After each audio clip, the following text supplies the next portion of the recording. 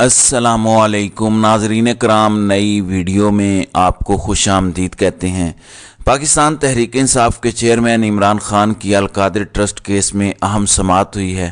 عدالت کی جانب سے جو فیصلہ جاری کیا گیا ہے اس کی تفصیلات میں آپ کے ساتھ شیئر کروں گا، جبکہ لطیف کھوسہ کی جانب سے پاکستان تحریک انصاف میں شمولیت کی جو تفصیلات سامنے آئی ہیں اس پر بھی بات کریں گے۔ اسی طرح پی ٹی آئی کے سابق MNA امجد علی خان جو میاں والی سے ہیں، ان کے جسمانی ریمانڈ میں مزید 4 دن کا اضافہ کیا گیا ہے۔ 13 دن کا پہلے ریمانڈ دیا گیا تھا، اب مزید 4 دن کا جسمانی ریمانڈ دیا گیا ہے۔ امجد علی خان پر 9 مئی کے واقعات میں پاکستان ایئر فورس میاں والی پر حملہ کرنے کے الزامات کی FIR درج ہیں۔ امجد علی ڈیفنس اسٹینڈنگ کمیٹی کے سابق چیئرمین بھی ہیں، ان کے خلاف یہ کیس تھا، اس میں یہ اہم پیشرفت سامنے آئی ہے۔ اب دیکھنا یہ ہے کہ آگے کیا ہوتا ہے، کیونکہ یہ دہشت گردی کا مقدمہ ہے، اس میں 90 دن تک کا جسمانی ریمانڈ ہوتا ہے۔ یہاں پہ 9 مئی کے مقدمات میں وہ کئی مہینے بھگتا بیٹھے ہیں۔ اب دیکھنا یہ ہے کہ یہ آخری ریمانڈ ثابت ہوتا ہے یا مزید بھی ریمانڈ دیا جاتا ہے۔ ناظرین اکرام، دوسری جانب مرتضیٰ سولنگی جو نگران وزیر اطلاعات ہیں، انہوں نے کچھ الزامات لگائے ہیں پاکستان تحریک انصاف پر، خاص طور پر P T I intra party انتخابات جو ہوئے اس پر ان کی جانب سے مذائقہ خیز گفتگو کی گئی ہے۔ اب نگران حکومتوں کا کام تو غیر جانبدار رہنا ہوتا ہے۔ نگران حکومتوں کا کسی بھی صورت یہ کام نہیں ہوتا کہ وہ ایسے معاملات میں ٹانگ اڑائیں جو سیاسی جماعتوں کے ساتھ لگے ہوئے ہیں، لیکن انہوں نے بطور نگران وزیر اطلاعات فضول گوئیاں کی ہیں۔ ظاہر ہے غیر جانبداری والی بات تو ان میں رہی نہیں ہے۔ اب پاکستان تحریک انصاف کی جانب سے اس پر شدید رد عمل آیا ہے۔ پاکستان تحریک انصاف نے ان کو یہ سمجھایا ہے کہ مرتضیٰ سولنگی صاحب، ہمیں جمہوریت کا درس دینے کی بجائے شفاف انتخابات کرائیں اور اپنی ذمہ داری نبھائیں۔ نگران وزیر اطلاعات کا پی ٹی آئی انٹرا انتخابات پر سوال اٹھانا ان کے متعصب اور جانبدارانہ کردار پر مہر تصدیق ثبت کرتا ہے۔ نگران حکومت اپنی واحد آئینی ذمہ داری شفاف انتخابات میں مکمل ناکام ہو کر ایک غیر آئینی اور غیر قانونی نگران حکومت کی حیثیت اختیار کر چکی ہے۔ ترجمان نے کہا کہ نگران وزرائے اعلیٰ مرتضیٰ سولنگی کسی بھی سیاسی جماعت کے اندرونی معاملات کے خلاف بیان بازی کا کوئی آئینی اور اخلاقی جواز نہیں رکھتے۔ پی ٹی آئی نے سیاست میں موروثیت کے تصور کو یکسر مسترد کرتے ہوئے قابل اور نئے چہروں کو متعارف کروایا۔ نگران حکومت پی ٹی آئی کو انتخابی عمل سے باہر رکھنے کے لیے الیکشن کمیشن کی ہر قدم پر بھرپور معاونت کے بعد انٹرا پارٹی الیکشن سبوتاژ کرنے کے شرمناک کھیل میں بھی پیش ہے۔ بیان میں کہا گیا کہ پی ٹی آئی کو لیول پلینگ فیلڈ سے مسلسل محروم رکھنے کے کلیدی کرداروں کو جھوٹ اور الزام تراشی پر مبنی بیانات دیتے ہوئے شرم آنی چاہیے۔ غیر آئینی وزیر اطلاعات نے منصب سنبھالنے کے بعد سے آج تک سوائے بیہودہ بیان بازی، الزام تراشی اور حقائق کو مسخ کرنے کے اور کسی کام پر توجہ نہیں دی۔ نگران حکومت دستور کی مقررہ مدت میں عام انتخابات کے انعقاد سے لے کر سیاسی جماعتوں کو مساوی ماحول فراہم کرنے تک ہر سطح پر بری طرح ناکام ہوئی۔ ترجمان تحریک انصاف نے مزید کہا کہ مرتضیٰ سولنگی تحریک انصاف کو جمہوریت کا درس دینے کی بجائے ایک مرتبہ آئین میں نگران حکومت کو تفویض کردہ فرائض پر نظر دوڑائیں اور اس پر عمل درآمد کی کوشش کریں۔ تو یہ پاکستان تحریک انصاف کی جانب سے نگران وزیر اطلاعات کے منہ پہ چپیڑ ماری گئی ہے۔ دوسری جانب اہم پیشرفت سامنے آئی ہے۔ عمران خان کی دہشت گردی کے 7 مختلف مقدمات میں عبوری ضمانتیں خارج ہوئی ہیں، اور ان عبوری ضمانتوں کے خارج کا فیصلہ چیلنج کیا تھا لاہور ہائی کورٹ میں۔ جسٹس عالیہ نیلم صاحبہ کی سربراہی میں 2 رکنی بینچ نے سماعت کرنی تھی، لیکن بینچ کی کاز لسٹ کینسل کر دی گئی۔ پہلے بڑی مشکل سے وہ کیس لگا تھا، بینچ کے کہنے پر ہی وہ کیس فکس ہوا تھا، لیکن اب کاز لسٹ کو کینسل کر دیا گیا ہے۔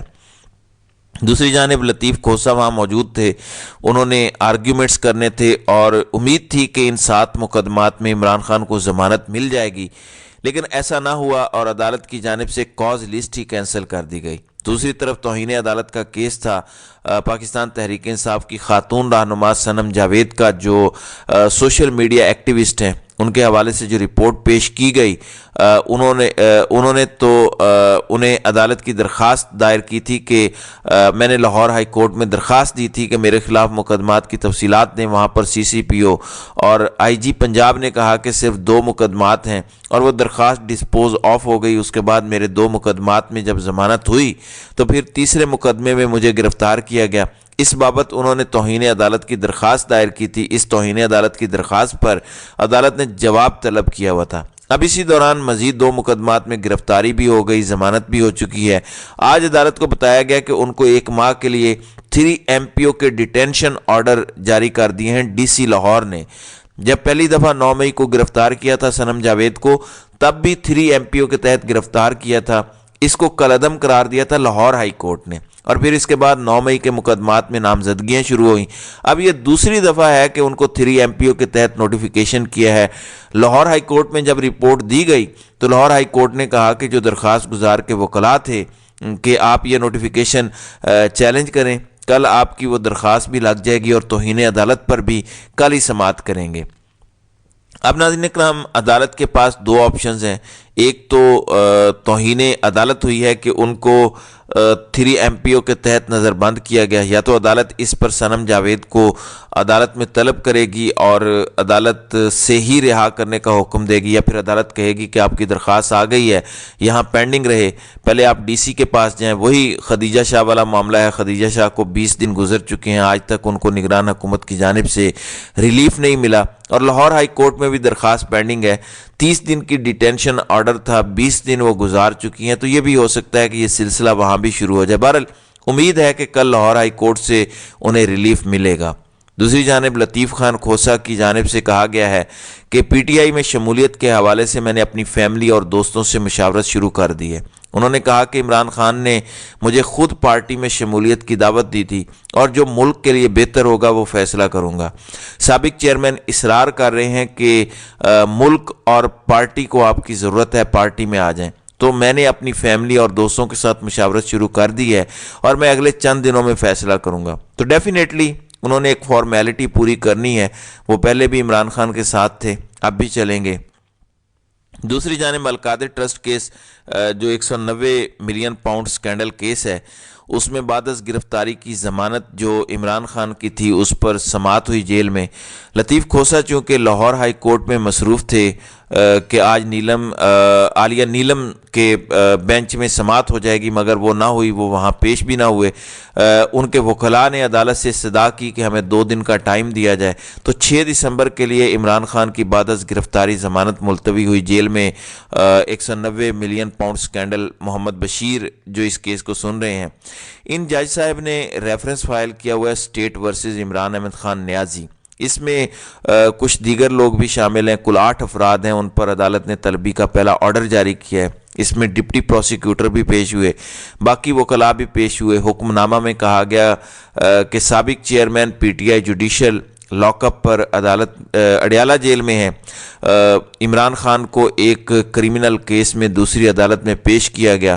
حکم نامے میں کہا گیا کہ کریمنل کیس میں سماعت جاری ہونے کی وجہ سے سابق چیئرمین PTI کو عدالت میں پیش نہ کیا جا سکا۔ اڈیالہ جیل حکام آئندہ سماعت پر عمران خان کو عدالت میں پیش کریں گے۔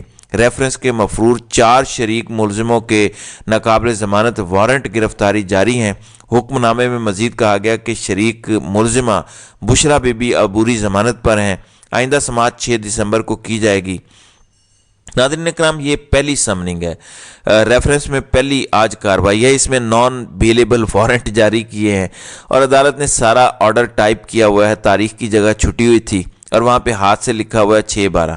اب مجھے بتائیں کہ 4 دسمبر کو آپ پہلی سماعت کر رہے ہیں، تو کون سا پاکستان کی تاریخ میں ایسا ریفرنس گزرا ہے کہ پہلی تاریخ پہ ہی فائل ہوا ہے اور آپ نے 2 دن میں نان بیلیبل وارنٹ کا پروسیس مکمل کر کے 4 دسمبر کو جاری ہوا اور 6 دسمبر کو آپ اس کی رپورٹ طلب کر رہے ہیں؟ میں سمجھتا ہوں کہ یہ ہمارے نظام انصاف کے لیے ایک بہت بڑا سوالیہ نشان ہے کہ عمران خان کے خلاف کیسز کو کیسے چلایا جا رہا ہے۔ اور یہ وہ جج صاحب ہیں जिन्होंने पहले साबिक वज़राए आज़म के ख़िलाफ़ फ़ैसले दिए हैं। ये एक सियासी जज हैं। हालांकि उन फैसलों को जो साबिक वज़रा के ख़िलाफ़ दिए गए थे, Islamabad high court null and wide declare कर चुकी है। तो जिस जज साहब की कॉम्पिटेंसी पर सवाल उठ जाता है, उनके फैसलों का ये हाल हुआ है, तो फिर मुझे बताया जाए कि किस तरीके से वो इस तरह के मज़ीद मुकदमात को सुन सकते हैं या इस तरह के मज़ीद मुकदमात को देख सकते हैं। बहरहाल हमारे मुल्क का एक निज़ाम है और वो इसी तरह से नाइंसाफ़ी पर मबनी चलता रहेगा। तो नाज़रीन इकराम, आपकी इस वीडियो के हवाले से क्या राय है? आप अपनी राय का इजहार कमेंट सेक्शन में ज़रूर कीजिएगा।